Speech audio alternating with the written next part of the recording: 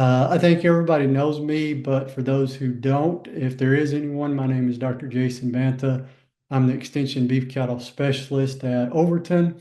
And the Ag and Evening program is a program we've started a couple years ago and have continued. Found it works well for a lot of people, so we do plan to continue that. So to go ahead and get started, the topic for tonight is factors affecting calving ease. Calving ease is a big topic amongst a lot of cow-calf producers, and sometimes there's a little bit of confusion on some of the things that truly affect calving ease and some of the things that may actually not affect calving ease. So we'll talk about that tonight. So age of female, and when I'm talking about age of female, we're talking about heifers versus cows. We'll tend to have more problems in heifers and much less problems in cows.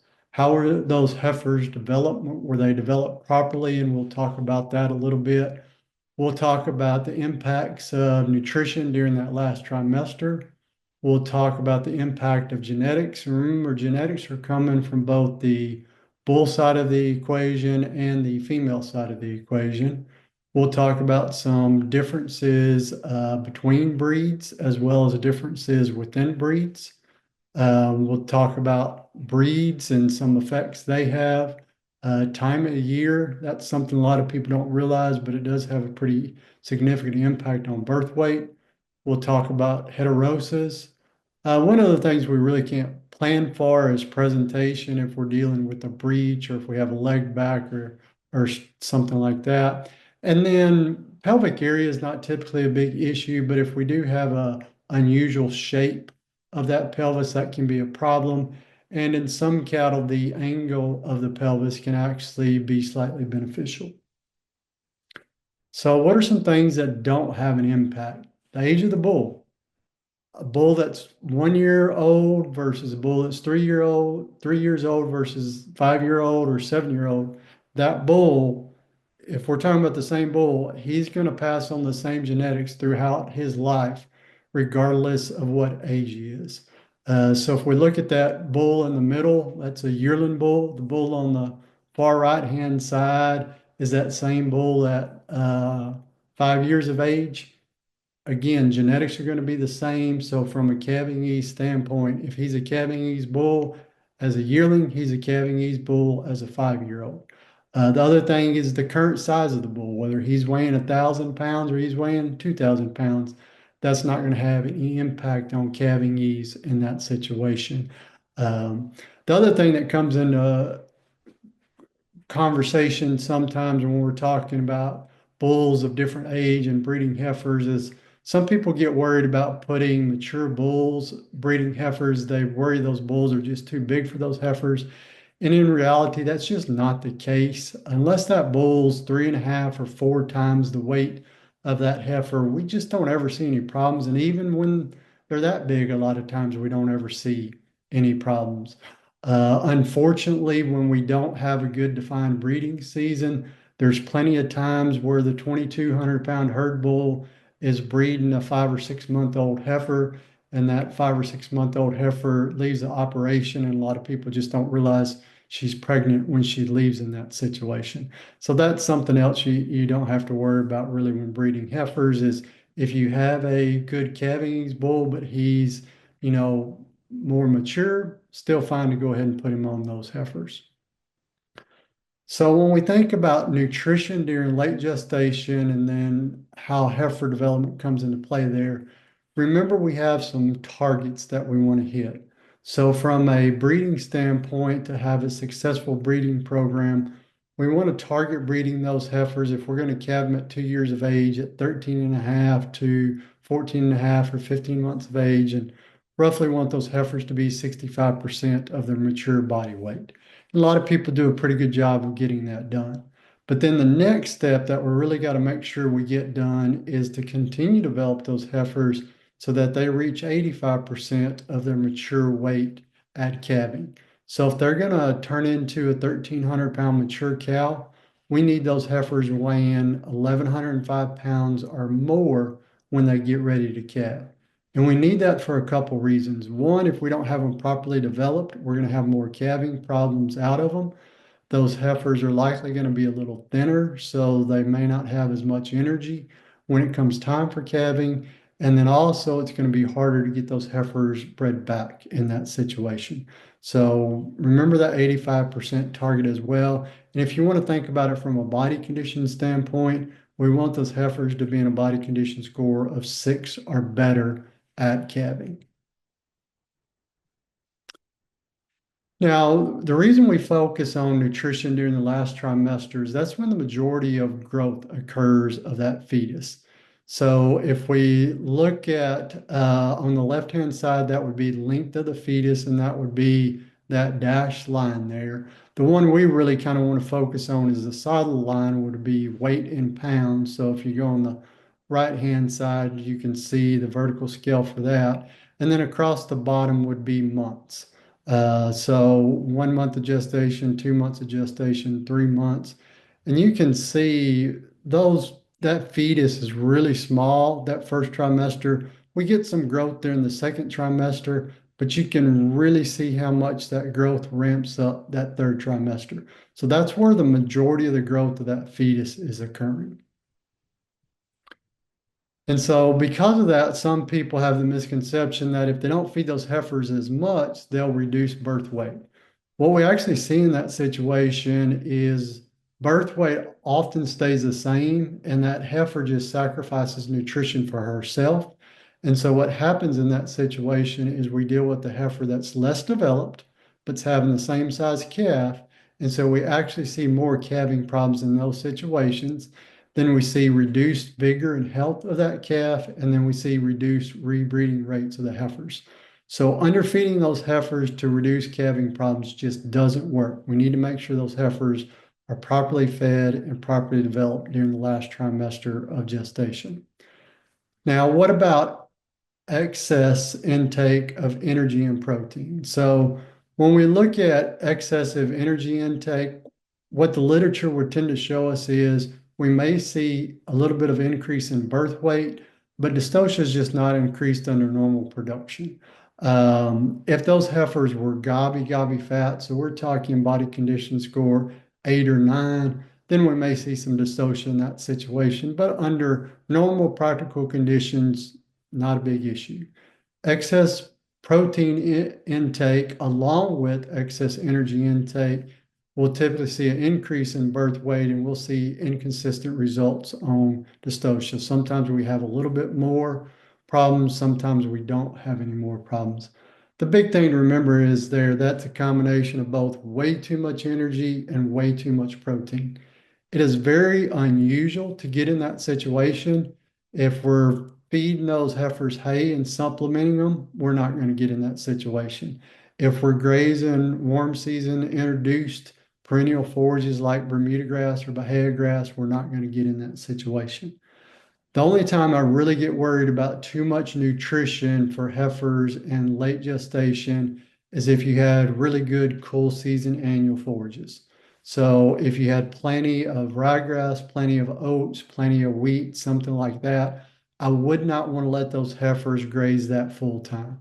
If we're talking about those cool season annual forages, we want to put those heifers on hay-free choice, and then we can limit graze them on those cool season annual forages, meaning we keep them on hay the majority of the time, but then maybe 2 hours a day, we turn them in and let them graze that ryegrass or that wheat or those oats, and then we pull them back off. Or we put them on hay for 4 or 5 days, graze them on ryegrass or oats or wheat for a day, and then back on hay for 4 or 5 days. Ideally, we're limit grazing them every day would be the preferred scenario in that situation.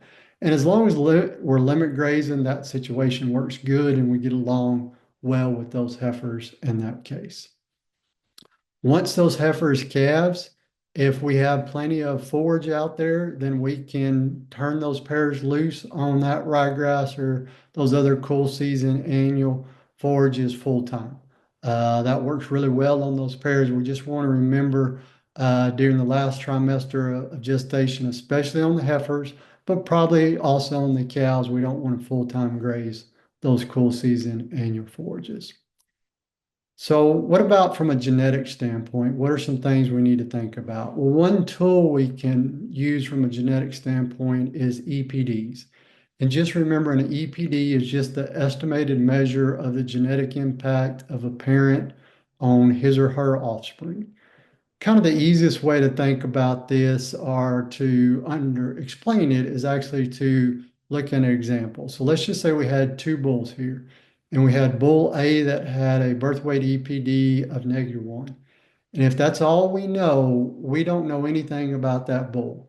Just because it's negative doesn't mean it's bad or good. All right. We need to be able to compare that EPD either to another bull within that same breed in most situations or to the breed average. So if we look at this situation, if we compare bull A to bull B, bull A is a -1, bull B is a 1.5. So in that situation, we could say, well, on average, we would expect the calves out of bull A to be 2.5 pounds lighter at birth than the calves out of bull B. And all we're looking at is the difference between those two numbers. We could say bull A is probably going to be a calving ease bull, but we really need to know breed average because in this situation, if breed average was 3, that would tell us both bull A and bull B were calving ease bulls in that situation. I've seen sometimes where breed average may be a -2. And so you could have bulls that were -1 that were actually worse than breed average. So you need to compare those bulls to each other within a breed or certain other breeds, but then most importantly to the breed average there. So birth weight is definitely one thing people think about from a calving ease standpoint. I will tell you from most breeds, the EPD I would look at first would be calving ease direct. And what you want to remember is when we're talking about calving ease EPDs, the higher the number, the better. So if we had one bull that was a calving ease direct of 15 and another bull that was a calving ease direct of 5, that's a difference of 10 there. We would expect 10% fewer problems out of the bull that had the EPD of 15 versus the bull that had the EPD of 5. The other thing we want to remember is calving ease direct. That's if we're buying a bull to breed to heifers. That's the EPD we want to look at. If we're buying a bull to raise replacement heifers, then we want to make sure we look at calving ease maternal as well, because that's going to be the calving ease number that bull's or the genetics that bull's going to pass on to his daughters. And so in both cases, the higher those calving ease direct and the higher the calving ease maternal numbers are going to be, the better off we're going to have those. Now, when we think about calving these EPDs, the question comes up a lot of times, well, how are they calculated? For most of breed associations, it's going to be a combination of birth weight and a calving E score. And so what a calving E score is if we don't have to help at all, typically that would be a calving E score of 1. If you have to help a little bit, calving E score of 2, all the way up to a calving E score of 5, which we really don't want in that situation. Now, most breed associations are generally just going to use the calving E scores from heifers because that's where we see the variation there. Most cows, when they have a calf, it's going to be a calving E score of 1. The other question that comes up is, well, if we select for calving ease direct, how does that impact calving ease maternal? So what's the correlation between those two EPDs? So this is some data from the Angus Association. If you look at the correlation between calving ease direct and calving ease maternal, it was -0.06, which basically tells us there's no correlation, which that's good. That tells us we can select for both traits at the same time. If there was a correlation, those traits would either go up together or most of the time one would go up and the other one would go down. But since there's no correlation, we can select for both of them at the same time. Now, some people wonder, well, why are we even looking at calving ease direct? Why don't we just look at birth weight? The reason we want to look at the calving ease direct EPD is it takes into account more factors than what birth weight can explain as far as calving ease. So if you look at the correlation between calving age direct and birth weight, it's negative 0.65, which is a pretty good correlation, but that still tells us roughly 35% of the variation in calving ease is not explained by birth weight. All right. And what it means by negative is as calving age direct goes up, birth weight's going to go down. Or as birth weight goes up, calving age direct is going to go down. So really when you're selecting bulls, if the breed association has a calving age direct, that should be the first emphasis. And then if bulls are similar on calving age direct, then we may want to look at the Birthweight EPD next. Also wanted to show an example of why you don't want to just look at birth weight and why that can get you in problems in some situations. And so these are two bulls from the Angus Association. And what I did here is in the gray box, I have their calving ease direct and their birth weight as far as where they rank in the breed from a percentile standpoint. So if you look at this bull on the left, and he's a very popular Angus bull over the last several years, from a calving ease direct standpoint, he ranks in the 75th percentile. That is not good. That is not a calving ease bull by any means. However, if you look at his birth weight EPD, he ranks in the top 20%. So if you just looked at birth weight, you'd be under the false impression that this was a calving ease bull. However, when we look at his calving ease direct EPD, that would show us he's definitely not good from a calving ease standpoint. The number to the right there is just the number of observations as far as the number of calving ease scores we had on the bull when I pulled this data. So a little over 1,900 calving ease scores, over 6,500 birth weight. So tremendous amount of data behind those numbers. Another example here. So the bull on the right, 40 percentile from a birth weight standpoint. So below breed average, not bad. But if we look at him from a calving ease direct standpoint, 85th percentile. So again, that's why we want to focus on the calving ease direct EPD more than just the birth weight EPD there. The other thing is when we do get into calving ease direct, we do get to a point where we really don't see any benefit beyond once we get above a certain calving ease direct score, and that's going to vary a little bit from breed to breed. But if we look at Red Angus, so what you can see here is across the bottom axis, the calving ease direct EPD of the sires, and then the percent of unassisted births in first calf heifers. So the higher the number, the better here. That means we had to help less of those heifers in that situation. So if it was 95%, only 5% of the heifers had to be helped for whatever, if we come across the line here. So roughly with the calving ease direct EPD of somewhere around 6 or 7. And so you can see the EPD works the way it should. Those bulls that have a really poor calving ease direct EPD, we had to help more of the heifers that those bulls were bred to. As that calving ease direct EPD goes up, we have to help less of those heifers, but then we hit a point where it really, roughly somewhere after about 12 or 13, we're not making much difference there. And you say, well, why is that? Remember, we have some abnormal presentations and some other things there. And so that's why there are always going to be a few that you may end up having to help in those situations. Looking at the same type of information, just laid out a little bit different. This would be from the Angus Association. And so this is the percent that had to be helped versus the calving ease direct. So the higher the number, the more unfavorable it is in this situation.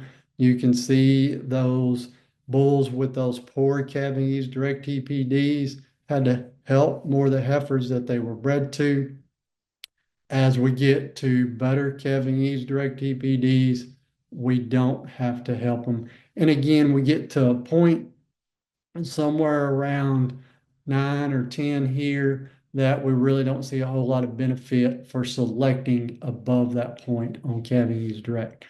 Now, that doesn't mean you may not want to select a 16 over a 10, because when we're selecting yearling bulls, even though we have genomic testing, there's still potential for those EPDs to change on those bulls. So the higher they rank within the breed, even if they change, we have a better chance of them still staying in a favorable category for us as far as calving ease goes, whatever trait we were looking at. The other thing I wanted to talk about is how birth weight and calving ease have changed and how that relates to growth and even mature size a little bit here.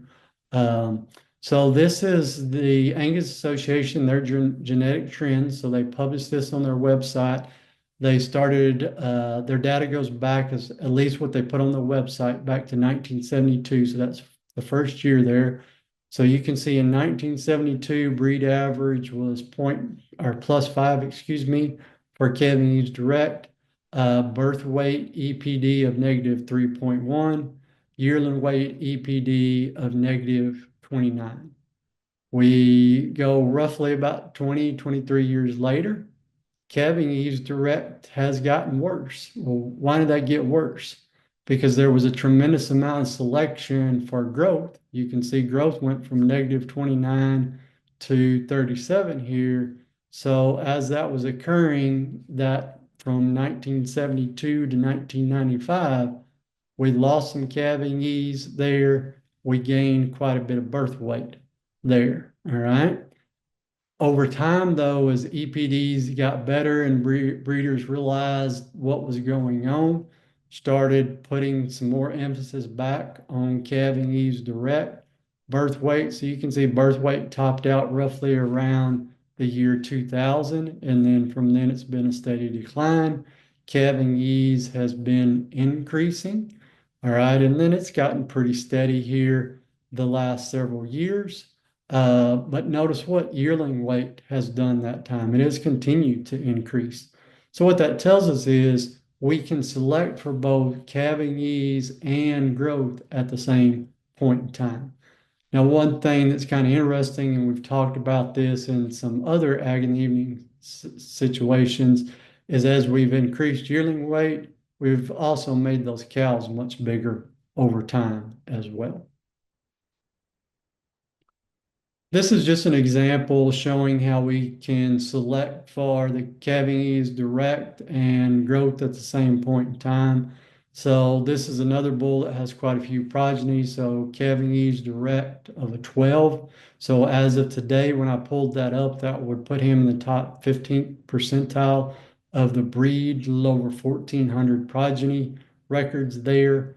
From a yearling weight standpoint, 25th percentile of the breed. That is more growth than most producers need.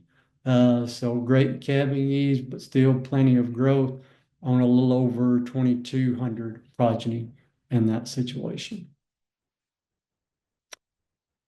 So the other thing to keep in mind is your bull needs will vary a little bit depending on the breed of heifers that you're breeding to.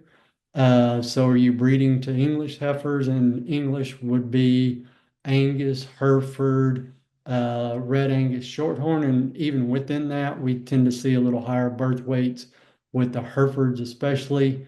Uh, are we breeding to continental-based heifers? Are we breeding to Brahman and Brahman-influenced heifers? Now I'm going to show you some data here in a minute from the USDA Meat Animal Research Center out in Nebraska that kind of gives us some birth weights for the various breeds. And what you want to remember is if you're breeding, if you're taking a bull that has a lower birth weight and breeding him to heifers to breeds that tend to have a little higher birth weights, you have a little more flexibility. What you don't want to do in most situations is take a bull that breed typically has higher birth weights and try to breed him to heifers from a breed that tends to have lower birth weights. So this is that data from, they're known as MARC, or the Meat Animal Research Center. They're at Clay Center, Nebraska. They've done a lot of genetic work over the years. And so these are from their 2019 barn calves. So the middle column would be birth weight. The far right-hand column would be the yearling weight on those calves. I've sorted them based from the lowest birth weight to the highest birth weight. So you can see Red Angus is the lowest, followed by Angus, and they're the two lowest by far. Then we get into Limousin, Gelby, Simmental, Brangus, Hereford. So Herefords a British breed, but remember I said they have a higher birth weight here, which that's shown there. Beefmaster, Santa Gertrudis, Shorthorn, again British breed by a higher birth weight. Charolais, Brahman. Brahman's definitely going to have the highest birth weights of most anything out there. That's important to remember. And we'll talk about where that also comes into play here in a minute, depending on how you're making some crosses. So, if you're really looking for easy calving bulls from our common beef breeds, Red Angus, Angus would be what we're looking at most of the time. We could breed those to any heifers here. Would we want to take a Hereford bull and come back and try to breed him to some Red Angus or Angus heifers?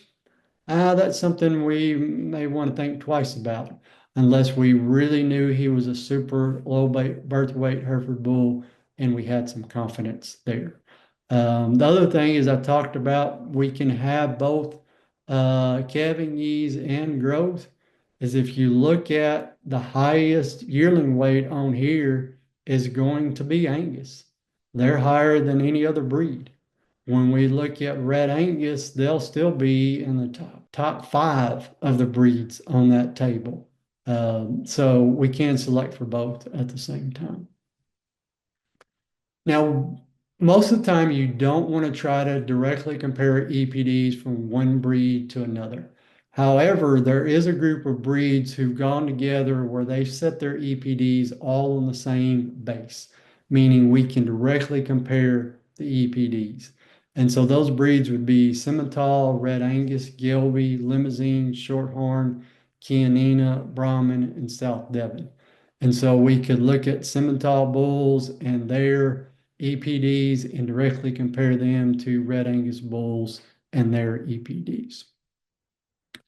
So what is the benefit of genetic testing? So that's something that gets talked about from time to time in the industry. And what that's really helped us is in these yearling bulls and especially in these flush mates. And what we mean by flush mates is we've taken a cow, bred her to a bull, and flushed her. So we've collected multiple eggs out of that cow, took those eggs and put into other cows.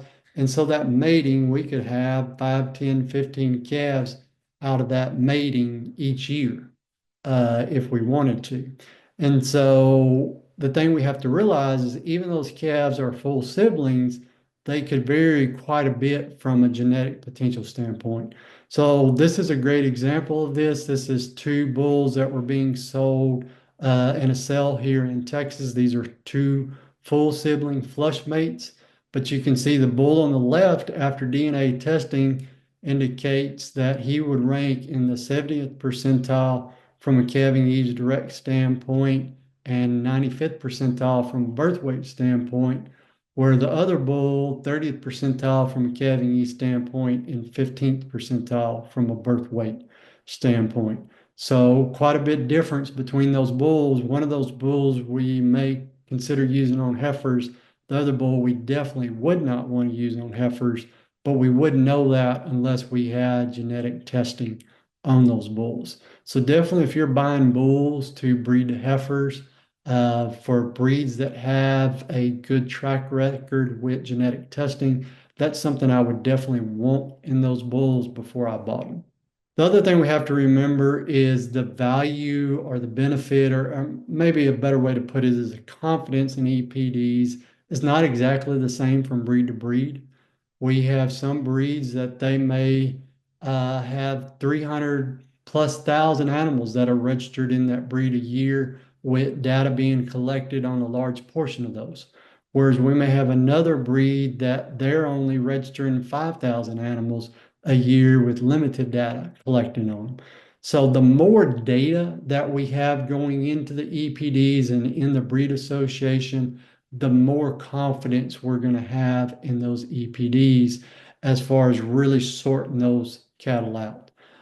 So those are things we have to be aware of is the number of performance records, the number of animals that have been DNA tested. And here's a big one is not all breeds handle the way they report EPDs the same. So some breeds associations, even if there hasn't been any data collected on multiple generations of that animal's pedigree, they may still report an EPD. Well, if there's not been any data collected and reported for a couple generations, that EPD really doesn't mean anything. Whereas in other breeds, if there's not a certain amount of data reported, they won't report an EPD for that animal or for that trait. So it's important to know how the breed that you're considering purchasing animals from handles non-reporting data in those situations as far as whether they calculate an EPD or not. Heterosis is something we definitely need to talk about, and especially when we're talking about Brahman influence animals. And so when we think about our beef breeds, we would have what we would call our Boss Taurus cattle. So that would be breeds like Angus, Hereford, Limousin, Charolais, Maine Anjou, Gelby, anything that doesn't have Brahman influence or Bos Indicus breeding in it. And then we have our Bos Indicus cattle, and we would think of them as our Brahman or Brahman type cattle. So if just to keep the math simple from an example standpoint, I just said for our breeds here, the parents of breed A, if we would expect them to have a 70-pound calf, if we took breed A and bred to breed A, if we took breed B and bred to breed B, again, 70, what happens if we breed those two breeds together? Instead of a 70-pound calf, because of heterosis actually increases that birth weight a little bit of that Bos Taurus times Bos Taurus mating there. And so we'd expect an increase in that birth weight of about 2 to 7%. So instead of a 70-pound calf, we may see a calf that weighs 71 to about 75 pounds. So a little increase, not huge. Now, what happens if we throw a Bos Indicus animal in that mix? So the first example here in the middle is taking a Brahman bull times a non-Brahman female. We actually see an increase in heterosis or specifically a birth weight of about 25%. So instead of getting a 70-pound calf, we're getting a calf that's weighing about 87 and a half. That would be one reason we would never want to use a Brahman bull on Angus or Hereford heifers if we were trying to make F1s in that situation. Now, something interesting happens if we take a Bos Taurus bull and breed to that Brahman influenced female. And here we're looking at a straight Brahman type female. Is that female actually has the ability to decrease birth weight. And so we would expect maybe about a 5% decrease in birth weight. So that female's overcoming the heterosis and actually suppressing birth weight even more. And so it's even less than that 70-pound average. We're looking at a calf that's weighing about 66 and a half pounds in that situation. We don't know exactly all the mechanisms behind that. We think it has to do with blood flow in the uterus, but nevertheless, it makes a huge difference whether you're taking a Brahman bull and breeding to non-Brahman females or taking a non-Brahman bull and breeding to Brahman females. The other thing that will impact birth weight is gestation length, and it varies by breed and it will vary by genetics within a breed. So if we look at Angus on average, they're about 279 days. A lot of times you hear people talk about gestation lengths averaging 282 to 285. That's across multiple breeds, so Angus would be less. If we look at Brahman, they tend to be much longer than that, in about 292 days in that case. That's important from a birth weight standpoint. The other place that comes into play is how much time that cow has before she needs to conceive again to maintain a yearly calving interval. And those, when we're dealing with the longer gestation length, those cows have less time to come back into heat and still get bred to maintain that yearly calving interval.